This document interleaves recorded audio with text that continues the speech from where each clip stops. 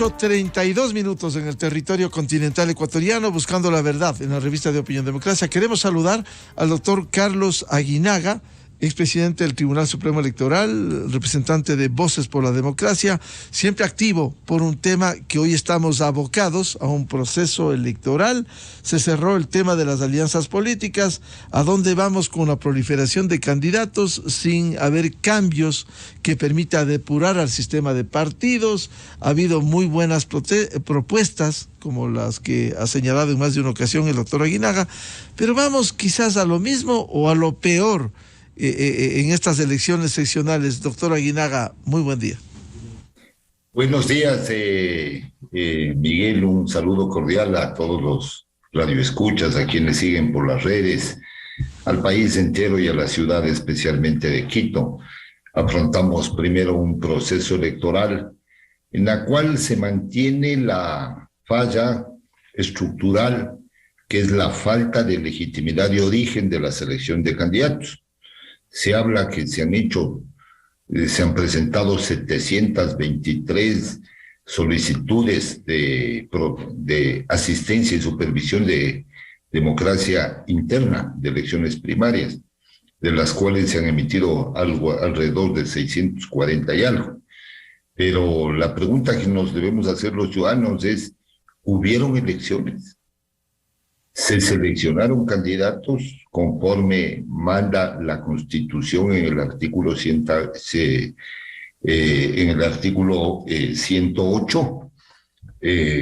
Realmente no hay democracia interna en las organizaciones políticas porque no han habido ninguna elecciones primarias. Las elecciones primarias significa que nos convocan a todos los ciudadanos para seleccionar candidatos de entre los candidatos o las propuestas que tengan las organizaciones políticas. Y los procesos electorales internos, que no deberían existir, si quiere significar que se convoca a la militancia, todos los afiliados o adherentes permanentes de las organizaciones, a procesos electorales dentro de las organizaciones políticas. Son procesos cerrados en los que toda la militancia, todos aquellos que están afiliados o adherentes, seleccionan los candidatos. Y con toda evidencia y toda seguridad, el 95% de estos procesos se realizaron a través de una figura que no está en la Constitución, que son las elecciones representativas, es decir, grupos de personas que tienen una representación ante el máximo órgano del partido, de la organización a nivel provincial o cantonal. De tal suerte que vamos a encontrar, evidentemente, que la mayoría de procesos se realizaron por un grupo de personas muy reducidos. A esto hay que agregarle que en los partidos, la aparición de los partidos de alquiler, ¿no? Que ahí habrán elecciones o decisiones de parte de grupos muy pequeños de personas, de 20, 25, 30, 38, 40 personas, que han decidido quiénes son los candidatos. Entonces, la primera falla que tiene este proceso electoral es de esta falta de legitimidad de origen, porque no hay elecciones primarias verdaderas o propiamente dichas, ¿no es cierto? Y obviamente los ciudadanos nos vemos obligados a seleccionar entre aquellos que fueron seleccionados antidemocráticamente por las organizaciones políticas. Y ya vemos un poquito menos de participación que la elección hace 4 años. Estamos viendo aquí en Pichincha 12 candidatos a la alcaldía, 12 candidatos a la prefectura. En Guayas 10 candidatos a la alcaldía, 10 candidatos a la prefectura. En el Azuay me parece que son 11, en igual número, de tal suerte que sí se produce una atomización en la participación política electoral.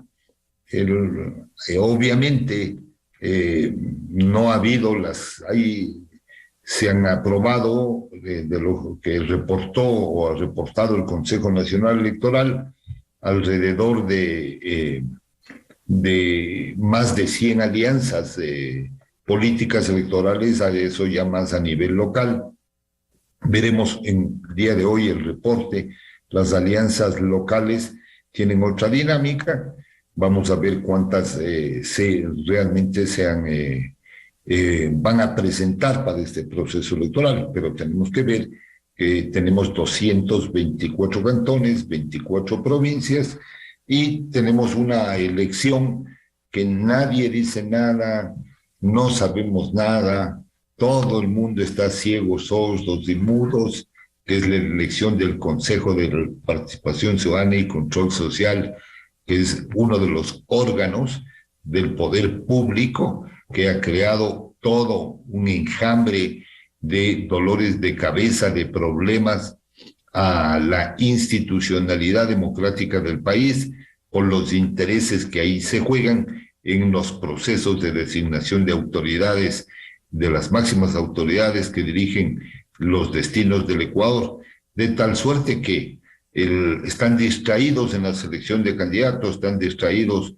en todo este problema, y ese proceso va siguiendo, nadie dice absolutamente nada, habrá el mismo desencanto, y a esto hay que agregar ya que anticipadamente ya hay campañas electorales y hay que ver qué tipo de controles el Consejo Nacional Electoral va a implementar para impedir, primero, que se adelanten las campañas electorales, segundo, que se imputen estos gastos al gasto electoral, que exista unos mejores controles del uso del dinero en la política, especialmente del dinero en efectivo.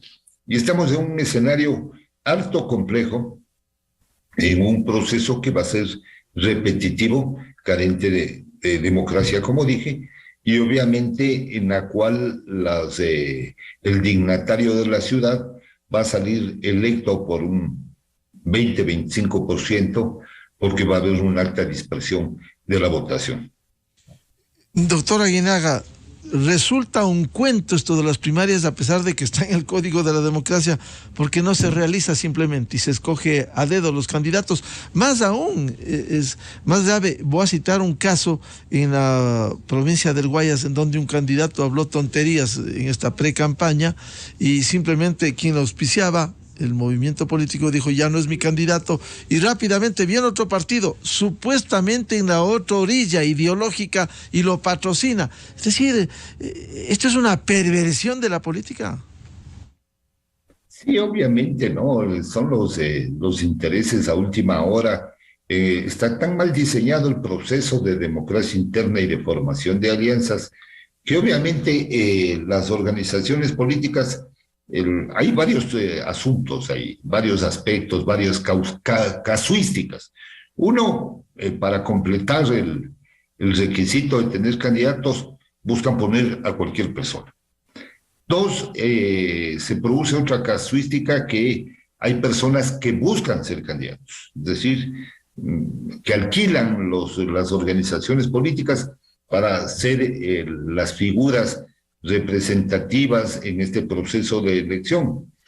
Tres, obviamente en los partidos políticos nacionales y en los movimientos nacionales donde hay cacicazgos y liderazgos fuertes, ahí viene la imposición de las candidaturas, no hay un proceso de selección, y por eso vemos que militantes, hombres o mujeres, se separan de las organizaciones políticas que militaron en una organización política. Hoy les vemos de candidatos de otras organizaciones políticas. La cuarta casuística es que también se incentiva de parte de las organizaciones políticas nacionales fuertes, se incentiva que existan más candidatos, especialmente por tendencias o en sectores, para debilitar a los contrarios y tener una mayor posibilidad de acceso a la representación. Divide y vencerás. Entonces se presentan varias casuísticas y no hay tampoco una vida partidaria permanente, ideológica, que permita que los partidos propongan planes, programas de gobierno, incentiven el tema de la participación de los militantes y la movilidad que existe de ciudadanos dentro de las organizaciones políticas para pasarse a otra organización es muy alta, de tal suerte que también carecen de madurez democrática, porque cuando uno milita en una organización política debe entrar a un proceso electoral, y si el ganador va de candidato y el perdedor debe permanecer en la organización política, pero todos nos creemos con la varita mágica y el derecho de ser candidatos.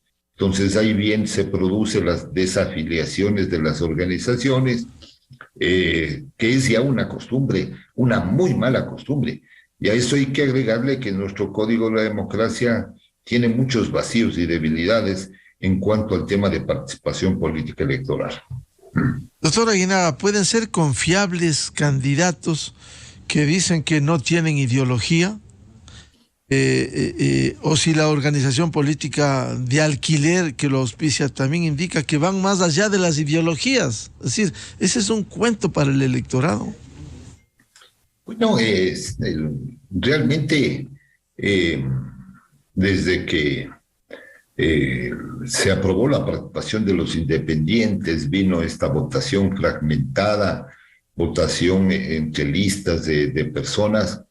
Yo creo que se afectó el sistema de partidos y se afectó este tema de la orientación ideológica, porque hay que recordar que el Código de Democracia establece como uno de los requisitos de las organizaciones políticas para su formación un plan ideológico, ¿no es cierto? Un programa de gobierno, pero también un plan ideológico. Y obviamente eso tiene su lógica.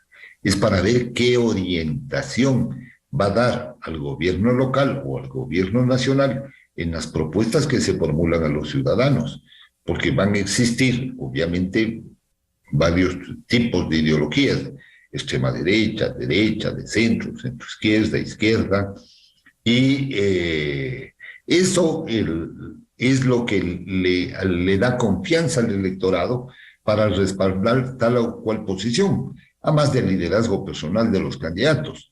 Entonces, el decir que no hay ideologías, que yo no tengo ideologías y que aquí cobijo desde la extrema izquierda hasta la extrema derecha, sí es un eventual riesgo y una indefinición indefinición e inseguridad para los ciudadanos, ¿no? Porque uno tiene que tener una orientación ideológica, puede ser más amplia que otras. Sin embargo, yo creo que hay que dar pasos firmes en cuanto a las propuestas ideológicas de conducción de las ciudades y de las provincias, y eso es fundamental en la participación política electoral, porque si ya no tengo ideología, entonces ahí realmente no avanzamos mucho, estamos sujetos a una incógnita en la administración del gobierno local. Pero estamos llegando a una depravación que debiera tomar conciencia el electorado, doctor Aguinaga, y cito esto como le mencioné anteriormente. Hay un candidato que es concejal en Guayaquil, que salió en un discurso y dijo que por donde recorre no le sacan pañuelos sino una prenda íntima, que hizo el movimiento que le auspicia ya no le va a patrocinar, pero sale otro partido, un partido respetable, el Partido Socialista, y se anuncia que lo va a patrocinar. Es decir, ¿esto no es una degradación de la práctica de la política? Bueno, efectivamente, aquí hay varios temas. Primero, hay una actitud absolutamente machista del precandidato, ¿no? Absolutamente machista, donde hay una violencia política de género que debe ser rechazado por toda la sociedad. Hoy la sociedad y las tecnologías de información y comunicación hacen que se reproduzcan estos hechos, por más pequeños que sean, en forma inmediata. Y yo he visto dos hechos muy graves, el que tú acabas de comentar, y otro que lo vi la noche de ayer de la misma persona, respecto a su sombrero y su relación con el sombrero, con su actividad personal, y ahí aflora obviamente un machismo muy arraigado, una violencia en sus expresiones verbales, y si esto además tiene el cobijo de una organización política, ¿no es cierto? Una vez que ya fue descartada la participación o la no presentación de esta candidatura en esa organización política y se la coge por otra, quiere decir que no hay una conciencia democrática clara de las implicaciones que tiene una participación de este tipo y una participación en la cual se ha afectado realmente al género. Cuando lo que promovemos es la igualdad, la equidad de los géneros en la participación política electoral, y no solo en la participación política, sino en todas las actividades cotidianas y diarias, en economía, realmente tener este tipo de actitudes es lo que nos hace pensar si realmente estaremos bien representados por personas que piensan de esa forma, y debe la sociedad rechazar completamente este tipo de acciones. Y ya, obviamente, en mi criterio, hay el cometimiento de una infracción electoral, ¿no? Infracción electoral que está tipificada como violencia política de género.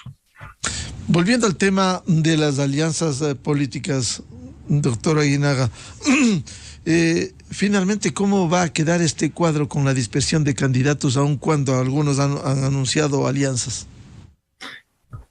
Bueno, el Código de la Democracia lo que debió haber pensado cuando hicieron la reforma del 3 de febrero del 2020, en vez de el 5 de agosto terminaron los supuestos procesos electorales internos o primarias que les dan unos titulares que son primarias, no son, pero bueno, el 5 de agosto le terminaron las primarias o procesos electorales internos. Y 2 días después terminaron la inscripción de las alianzas. ¿No es cierto? Eso está mal diseñado, porque la alianza debió haber quedado abierta para en el proceso de inscripción de candidaturas, que viene del 20 de agosto al 20 de septiembre, o del 23 de agosto al 20 de septiembre, cuando ya se convoquen elecciones, dentro de ese proceso establecer los incentivos, las motivaciones, para que aquellos que fueron electos en estos procesos electorales internos lleguen a acuerdos y existan alianzas mucho más sólidas. Pero si le doy 2 días para que decidan, ¿no es cierto?, y les pongo contra la pared, obviamente no van a alcanzar a formar las alianzas adecuadas. Entonces me parece que ese es un error muy grave. Grave del calendario, grave del Código de la Democracia, y que no permite el formar grandes alianzas. Por ejemplo, un Frente por Quito, ¿no es cierto? Yo veo ahí candidatos que nada tienen que hacer, ¿no es cierto? Que solo están por currículum, por interés o por fragmentar, ¿no? Hay otros movimientos o partidos que están participando por fragmentar y apoyar a otros. O sea, y ponen unos candidatos que no van a tener el respaldo suficiente. De tal suerte que las alianzas, los que han podido formar hasta el 7 de agosto, van a tener una mejor oportunidad y van a tener también los incentivos que establece el Código de la Democracia en cuanto a promoción electoral. Por ejemplo, doble promoción electoral, lo cual eso puede ayudar. Pero por otro lado, la ciudadanía está cansada de los partidos, de la política, especialmente los jóvenes. Y aquí hay un electorado joven de 16 a 30 años que representa el 65% del electorado, que no vota por partidos tradicionales, no vota por candidatos mayores, y que más bien ellos votan por lo que influyen las redes sociales, por el TikTok, por el Instagram, por el Facebook, por el Twitter, es decir, ahí va a haber unos fenómenos que ya han existido en el pasado, aquí en el Ecuador, y pueden haber unos electos, unos alcaldes o prefectos que no estaban en las expectativas ni en el leitmotiv de lo que estamos analizando en este momento. Realmente puede ser llegar a ser alcalde un candidato que maneje muy bien el tema de juventud, de redes sociales, que tenga una exposición adecuada, unas propuestas más centradas a ese electorado, y puede haber sorpresas. Entonces, no nos escapamos de esas sorpresas. Candidatos jóvenes, habrá que ver cuántos candidatos jóvenes realmente hay y que puedan captar, ¿no es cierto?, este electorado, que es un electorado muy importante. Vamos con estas condiciones, con estas distorsiones, eso dice el Código de la Democracia, ley electoral. Y ahora, ¿cuándo hacer estas reformas que tanto se viene reclamando precisamente para no desencantar más al electorado, que exhiba un rechazo, tiene que ir por el voto obligatorio? ¿Cuándo impulsar las reformas para que por lo menos al 2025 podamos introducir esos cambios políticos, doctor Aguinaga? Bueno, lo primero que tenemos que pensar los ciudadanos y quienes estamos involucrados en actividades relacionadas a la democracia, tenemos que pensar es qué tan factible es que una propuesta de origen ciudadano, por ejemplo, sea aprobada en la Asamblea Nacional. En esta Asamblea Nacional, ninguna, me parece.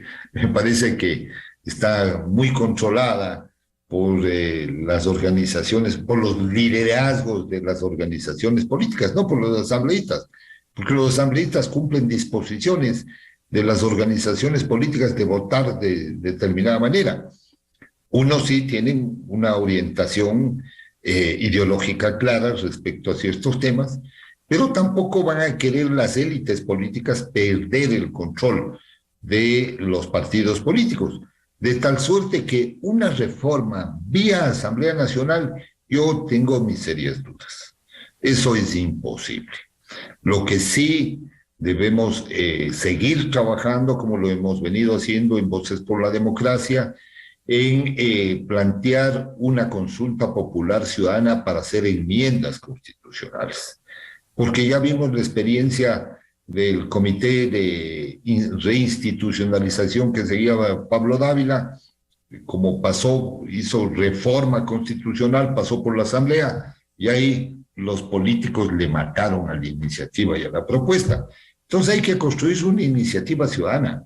No hay otro camino. Y los ciudadanos están cansados del manejo perverso que tienen de la política, del manoseo en la designación de autoridades de los poderes públicos, de estas disputas en el Consejo de Participación Ciudadana y Control Social, de la confrontación que hoy se da en el sistema de justicia, de la falta de condiciones de gobernabilidad, es decir, no hay madurez democrática para ni siquiera acuerdos mínimos, no hay acciones efectivas para recuperar lo robado, como lo han venido ofreciendo distintos gobiernos, es decir, un combate serio y frontal a la corrupción. Hay muchas limitaciones de la estructura normativa constitucional y legal, de tal suerte que el enjambre legislativo que hoy tenemos impide también una adecuada gobernabilidad. Vea usted, la Asamblea Nacional dicta leyes, ya no leyes de beneficio general, sino leyes para amarrar, para atornillar, para secuestrar las acciones gubernativas, por ejemplo, ¿no es cierto? Entonces, no estamos pensando en el país, estamos pensando en los intereses ideológicos personales o de los movimientos. Entonces, una reforma vía Asamblea Nacional va a ser un nuevo fracaso. Eso es perder el tiempo. Tenemos que construir una consulta popular ciudadana donde realmente cambiemos aspectos esenciales y vitales del Código de la Democracia. Eso implica recoger firmas y esa es una tarea compleja, difícil y persistente. ¿Cuándo empezar con eso? Para no dejarles a los políticos que sigan haciendo lo que les dé la gana en el Ecuador. Bueno, ahorita ya estamos construyendo una ruta crítica justamente para este proceso. Están listas ya 3 propuestas respecto al sistema de partidos, respecto al Consejo de Participación Ciudadana y Control Social, respecto a la justicia. Estamos trabajando 2 propuestas, una respecto al medio ambiente, al agua, a los ecosistemas, y otra sobre salud y seguridad, que esperemos en las próximas semanas concluir para ya avanzar en este proceso, porque tenemos que, es un proceso largo, es un proceso que hay que darle una logística, que hay que nutrirle de recursos de todo tipo, recursos tecnológicos, económicos, recursos humanos, y es mucho más difícil para nosotros como ciudadanos hacer un proceso de consulta popular que una consulta popular emitida por el presidente. Él dicta un decreto y ahí está la consulta.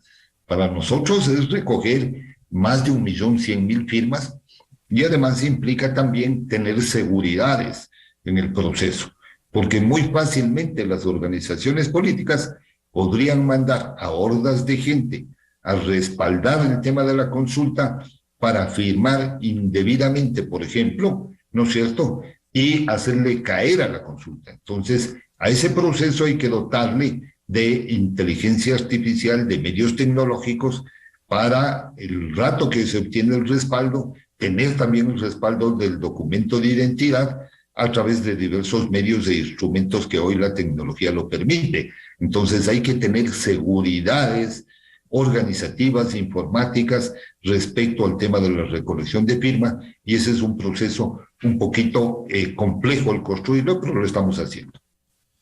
Eso determinaría que el próximo año, el 2023, pudiera ser de intensificación de la recolección de firmas y el planteamiento de esta consulta popular. Sí, yo estimo que para el 2023 será el planteamiento de consulta popular ciudadana. Y ojalá lo que planteemos y se unan otras organizaciones de la sociedad civil, de ONGs vinculadas a sectores democráticos con actividad de la democracia, puedan también hacer otros planteamientos para tener una consulta de 8 o 10 preguntas bien formuladas por los ciudadanos.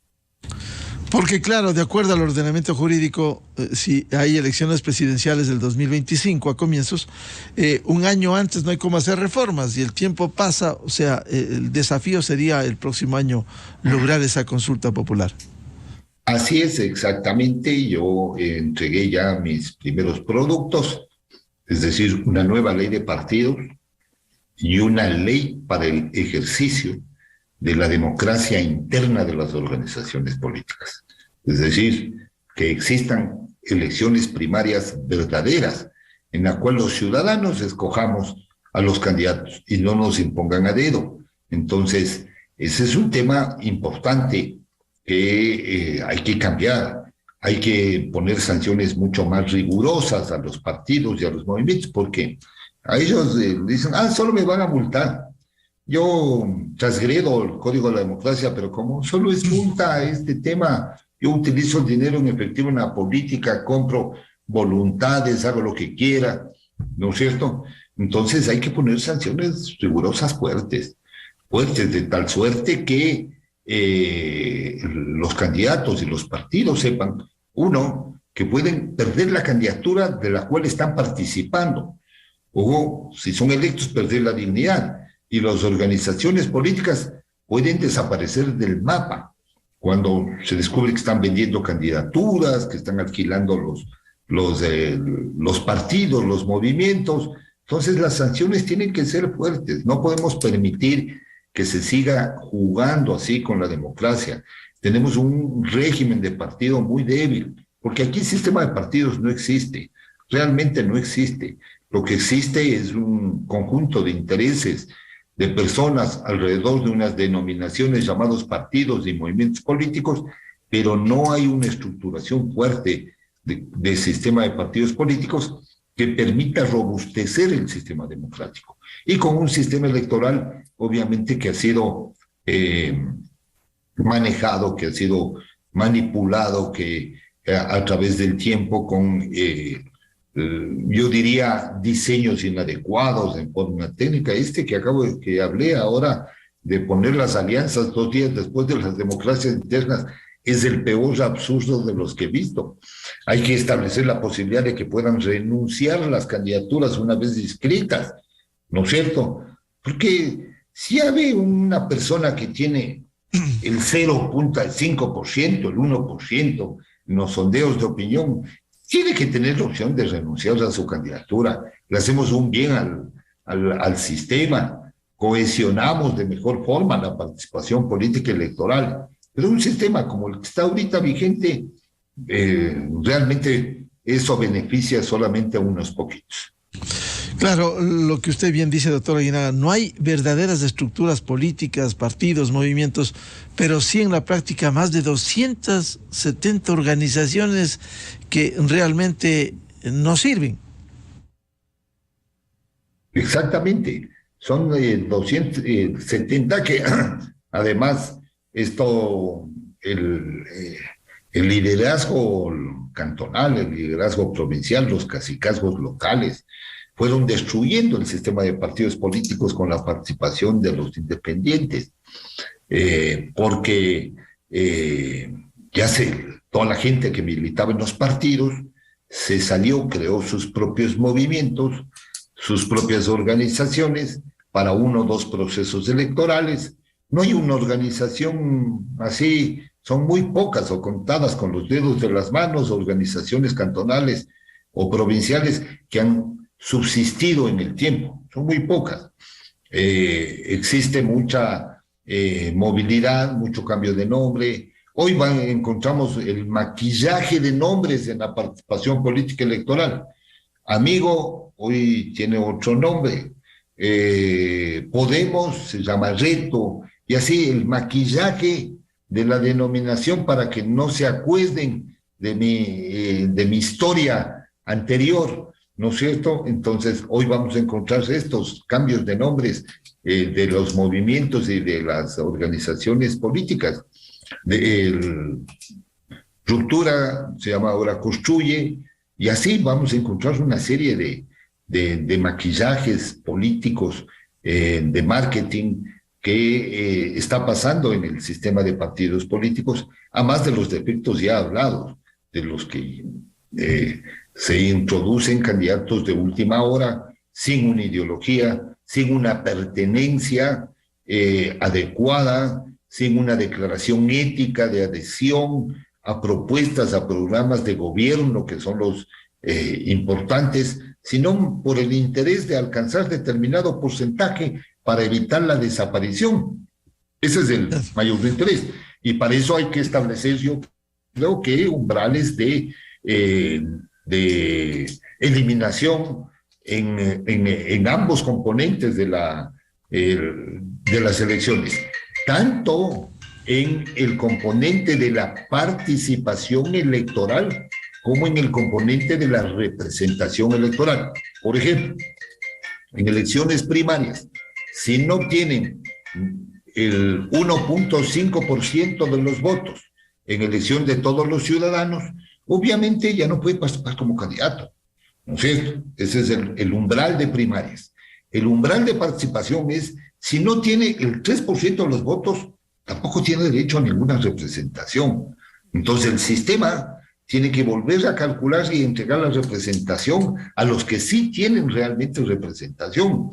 Hay la propuesta de Lolo Echeverría, por ejemplo, que habría que meditarlo bien, que no es una mala propuesta, que los alcaldes y prefectos se elijan en segunda vuelta, para darle una mayor legitimidad, ¿no es cierto?, una mayor fuerza a los gobiernos locales. Y obviamente el umbral de representación de salida después de las elecciones, que si no obtienen el 5% de los votos en 2 elecciones pluripersonales son eliminados.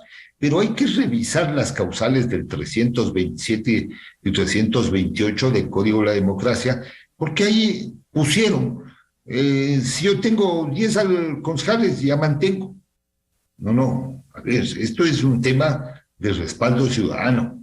Hay que mirarlo con otra óptica, tendiente a fortalecer a futuro el sistema democrático y el sistema de organizaciones políticas. Caso contrario, esto no va a cambiar nunca. Claro.